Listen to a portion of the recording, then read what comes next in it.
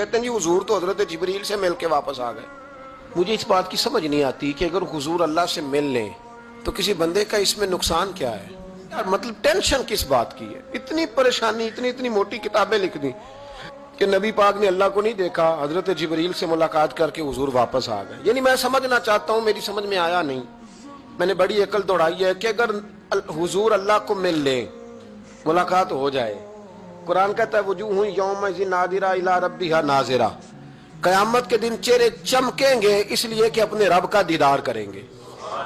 میں بھی کروں گا انشاءاللہ، آپ بھی کریں گے. کہاں چہرے چمکیں گے؟ اس لیے کہ مومن اپنے رب کا دیدار.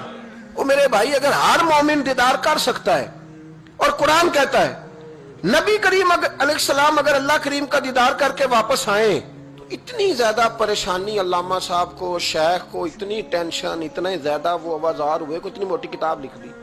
اور ادھر سے دلیل لائے کھینچ کے، ادھر سے دلیل لائے. اللہ کا تو ادراک ہی کوئی نہیں کر سکتا، دیکھ ہی کوئی نہیں سکتا، ممکن ہی نہیں تھا. حضور تو گئے تھے حضرت جبریل سے ملنے.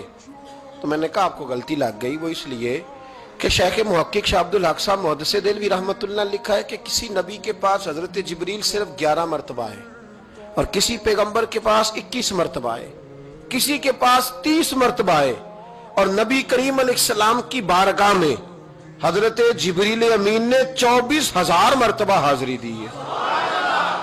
تو حضرت جبریل تو روز سویرے یہاں ہوتے تھے، ان کو ملنے جانے کے لیے اتنی محنت کرنے کی کیا ضرورت؟ وہ تو روز کھڑے ہوتے تھے.